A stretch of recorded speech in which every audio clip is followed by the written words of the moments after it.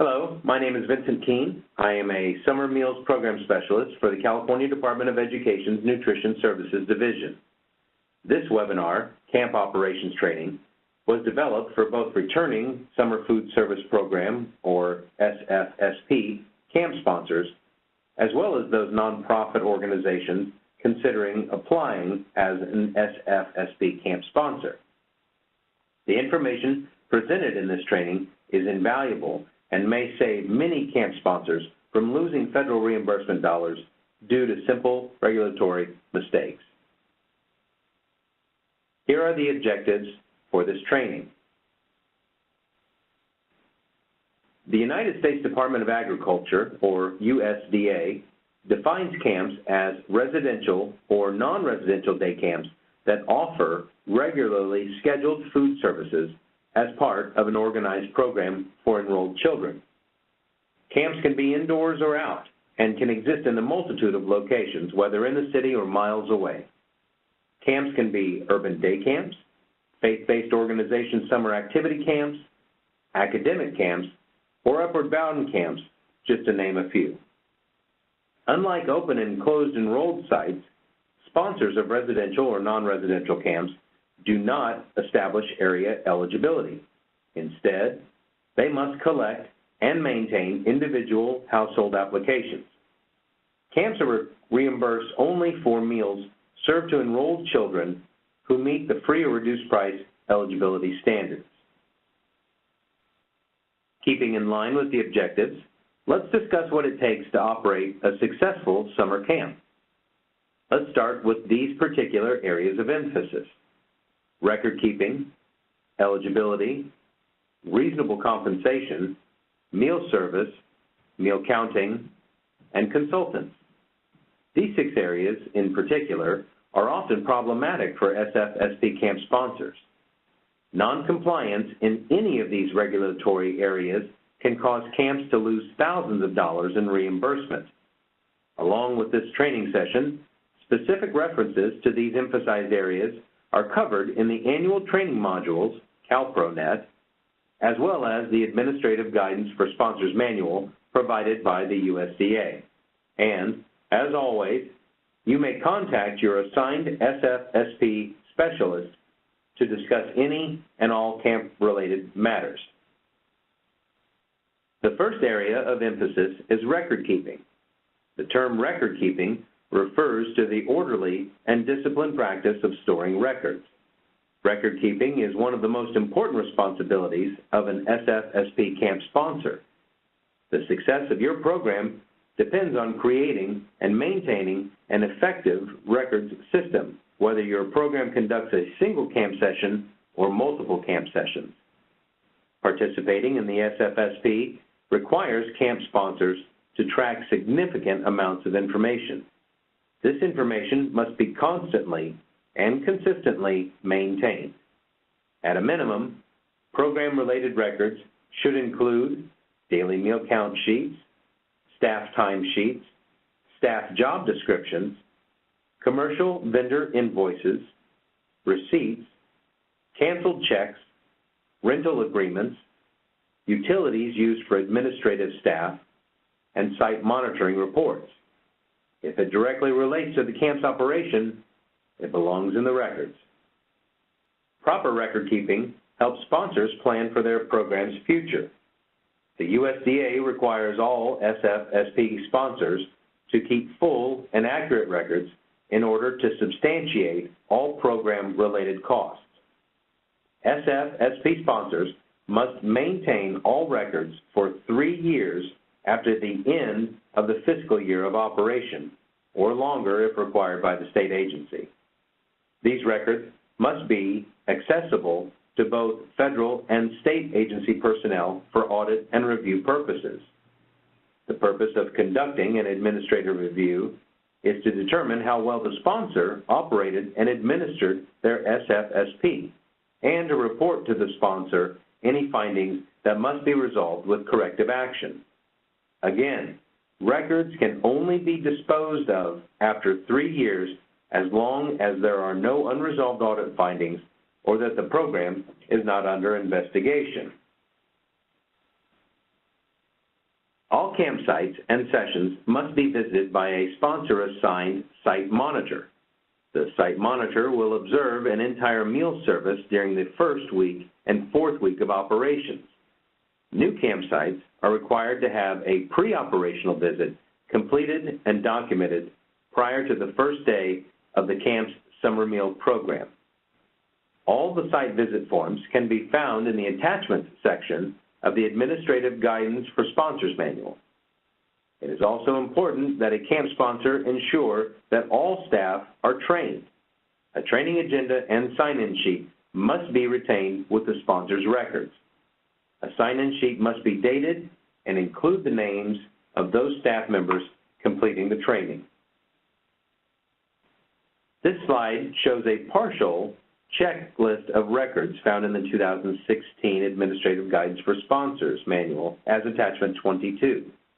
This attachment can be used by SFSP sponsors to ensure that all record-keeping requirements are met. Not all campers meet the income eligibility guidelines. For this reason, an SFSP camp sponsor must collect, review, certify eligibility, and maintain individual household applications from all camp participants. As previously mentioned, camps are reimbursed only for those enrolled children who meet the free or reduced price eligibility standards and who are 18 years of age and younger. Campers 19 years of age or older who have mental or physical disabilities and who participate during the school year in a public or private nonprofit school program for people with mental or physical disabilities qualify as eligible to participate. Sponsors of camps must maintain the documentation that demonstrates the free or reduced price eligibility of the children they claim reimbursement for and must make it available for review by the state agency. There are 3 ways to qualify participants for free meals utilizing the income eligibility application form.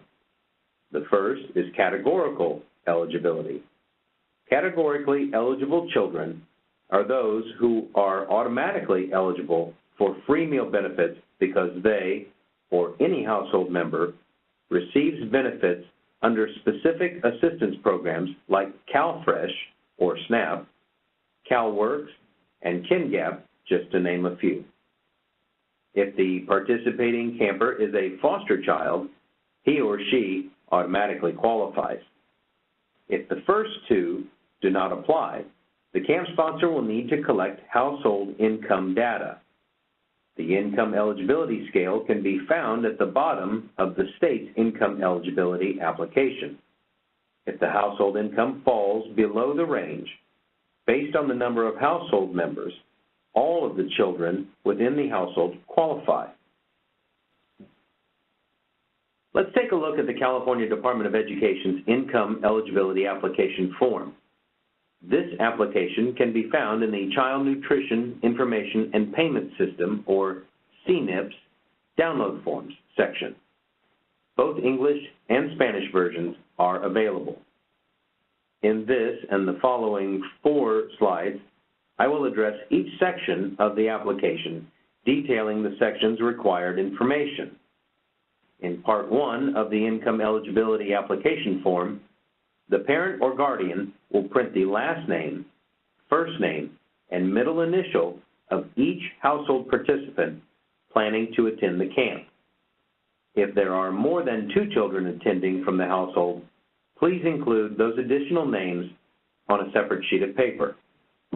If the participant is a foster child, the foster parent or other official representing the child must check the box in the right column and skip Parts 2 and 3. A foster parent or other official representing the child must complete Part 4. Foster children are those whose care and placement is the responsibility of the state or who have been placed by the court with a caretaker household. Part 2 of the application is completed only if a household member receives benefits under any of the assistance programs listed. If applicable, the parent or guardian will list the current case number or identification number or check the Workforce Investment, or WIA, box. If the person in Part 1 participates in the WIA program, skip Part 3 and complete Part 4. For Part 3, household income is completed if the camp participant does not qualify in Part 2. List all household members, regardless of whether or not they receive income. Enter the usual monthly income for all members, including any income received by or for a child from full-time or regular part-time employment, Social Security income, or SSI, or adoption assistance. In columns 2 through 5, indicate the gross income amount and any other sources of income, as well as how often each household member receives that income. This income is the amount before taxes or any other deductions. Part 4 of the income eligibility application requires the signature of an adult household member. This signature certifies all of the information on the application is true and correct. Along with a signature, the adult household member must include the last 4 digits of his or her Social Security number. If the signing household member does not have a Social Security number, the box must be checked indicating the household member does not have a Social Security number. The exception to this requirement is only if Part 2 is completed. Participants are not required to provide the racial and ethnic information in Part 5 to receive meal benefits. This information is for statistical purposes only.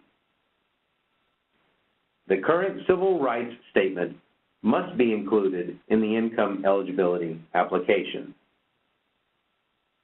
Finally, the SFSP camp sponsor determines if the application meets the regulatory qualifications. It is important for the camp sponsor to complete this section and ensure that the information is complete and correct. Applications in error will not be allowed for claims reimbursement purposes. For the certification date, camp sponsors can use either the applicant's submission date or the date that the school officially signs the form to certify eligibility of the participant. Camp sponsors are allowed to design their own income eligibility application. As a point of emphasis, camp sponsors are strongly encouraged to use the income eligibility application provided by the state. Should a camp sponsor decide to develop their own application, the camp sponsor must ensure that all elements and/or data fields found on the state's version are included in their design. For information regarding the guidelines for developing an electronic income eligibility application, please review the policy memorandum and website listed on this slide. Any application designed by a camp sponsor must be approved by an SFSP program specialist before it is used. Applications submitted without the required information will be considered incomplete and will not be eligible for the sponsor to use for claims reimbursement purposes. As an exception, upward bound income applications may be used in lieu of the standard income eligibility application provided by the state. Upward bound programs are federal programs to support teens from low-income families preparing for college. SFSP camp staff salaries are to be based on amounts that are consistently paid or awarded to individuals conducting comparable services under comparable circumstances within the local community. In other words, you have to look at what other people doing similar jobs for similar organizations within the local community are paid. Labor costs include compensation by sponsors for labor that is required to prepare and serve meals, supervise children during the meal service, and to clean up after the meal service as stated in the Administrative Guidance for Sponsors Manual. Incentives based on reimbursements received are never allowed. Compensation or incentive payments above and beyond those paid as the community standard are red flags in the operation of a nonprofit food service program. For private nonprofit businesses and government entities, hours worked solely in the SFSP must be documented by payroll records. An individual timesheet must be kept for all employees paid using SFSP reimbursement funds. Here is attachment 25 from the Administrative Guidance for Sponsors Manual. This timesheet is available for SFSP camp sponsors to use. Again, while you are free to use or design your own timesheets, please ensure all fields seen here are represented. This particular timesheet is designed for administrative SFSP staff. Attachment 26 is designed for SFSP site and service staff.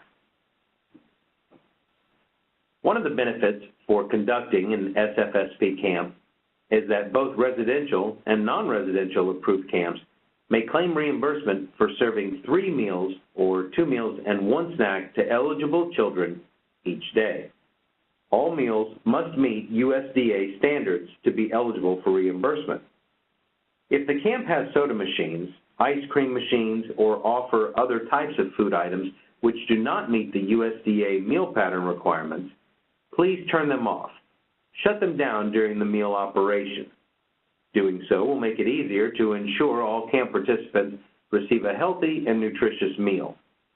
Once the meal service has ended, the camp sponsor can make those other items available, but cannot claim those items for SFSP reimbursement. Meals must be consumed on-site in order to be eligible for reimbursement. Make sure that all children in attendance at the site receive 1 meal before any child is served a complete second meal or before any adult meals are served. Serve meals on time and adhere to the local health and sanitation regulations. Also, don't forget to revise your budget when you add or delete sites or number of operating sessions at your camp. SFSP camp sponsors must submit their budget revisions and site changes in CNIPS for approval. For many sponsors of SFSP summer camps, meal counting is the #1 reason they lose program reimbursement. Every year, reimbursement monies are either withheld or required to be returned because camp sponsors fail to comply with the meal counting rules. From beginning to end, the entire meal counting process is important. Accurately completing daily meal count forms and consolidated meal count records are necessary in order to properly file claims for reimbursement in CNIPS. If any part of the process is overlooked or input incorrectly, a camp sponsor's claims reimbursement could be in jeopardy. Meals served to children, including second meals, program adults, and non-program adults must all be counted and recorded separately on the daily meal count form. Again, remember to keep all documents, including daily meal count forms, on file for 3 years plus the current year. Keep them longer if your program is being audited. It is critical that site personnel and monitors understand the importance of accurate point-of-service meal counts. Only complete meals served to eligible children can be claimed for reimbursement. Therefore, meals must be counted at the actual point of service to ensure that an accurate count of meals served is obtained and reported. Counting meals at the point of service also allows site personnel to ensure that only complete meals are served. SFSP camp sponsors must have a way to obtain all meal counts while also ensuring that the children receiving the reimbursable meals are not overtly identified. The USDA defines overt identification as any action that can identify a child as approved or potentially eligible to receive free or reduced price school meals or free milk. Camp sponsors must make sure meal counts agree with the site monitor's report when completed on the same day. The site monitor's count is the final count. This means that if a camp's site staff counts 22 meals served and the site monitor counts 20 meals, the number of meals that can be claimed for that day is 20. Meal counting problems can happen when staff get distracted, lose their meal count forms before turning them in, do not use daily meal count forms, make multiple eraser marks and corrections, decide to complete the form later, or forget to sign the meal count form. Again, completion of the daily meal count form and consolidation weekly and monthly forms are of the utmost importance for meal claiming purposes. It is also important to point out that if the camp sponsor's CNIPS application is not correct or has not been submitted for approval, their meal services are at serious risk for loss of reimbursement. This meal count worksheet for camps can be found in the Administrative Guidance for Sponsors Manual. This daily meal count form is just one example. SFSP camp sponsors may develop their own daily meal count forms. Again, whether an SFSP camp sponsor utilizes the form prepared by USDA or develops their own, the daily meal count form cannot overtly identify campers eligible for free or reduced price meals. Sponsors that wish to use a hand counter or tickets must indicate on the meal count form that a hand counter or tickets are being used. It is advised that you edit check your daily meal count forms to ensure your staff have documented the meals served correctly. Sometimes it helps to have someone else review it before it is signed. Camp sponsors should use a meal consolidation process that will help to reduce errors when adding the weekly totals prior to submitting into CNIPS for claims reimbursement.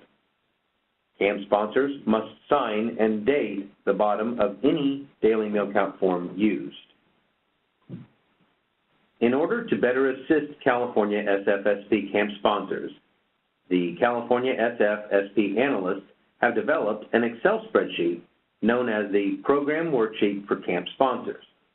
SFSP camps with large numbers of campers and camps with one or more operating sessions will benefit most from this worksheet, as it will assist in calculating the amount of meal reimbursement factors and calculating allowable cost factors. Once the camp sponsor has the total number of all campers ready, along with the number of eligible campers and any adults, the camp sponsor can input those numbers into this spreadsheet that will automatically calculate the figures.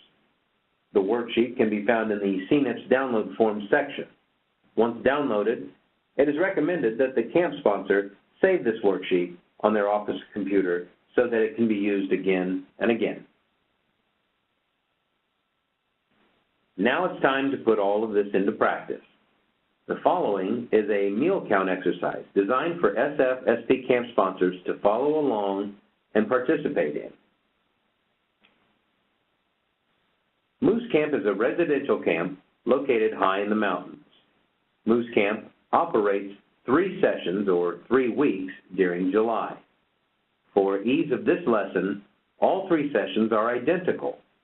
The camp enrolls 15 children each week for 3 weeks.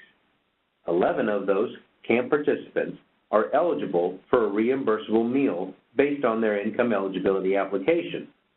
Therefore, only 11 of the 15 camp participants can be claimed by the SFSP camp sponsor for reimbursement. The bus transporting the camp participants arrives Sunday afternoon. This is the first day of camp, and the camp serves lunch and supper. As this is a residential camp, the sponsor provides 3 meals per day, Monday through Friday. The last day of the camp session is Saturday, where breakfast is provided to the camp participants prior to the bus leaving.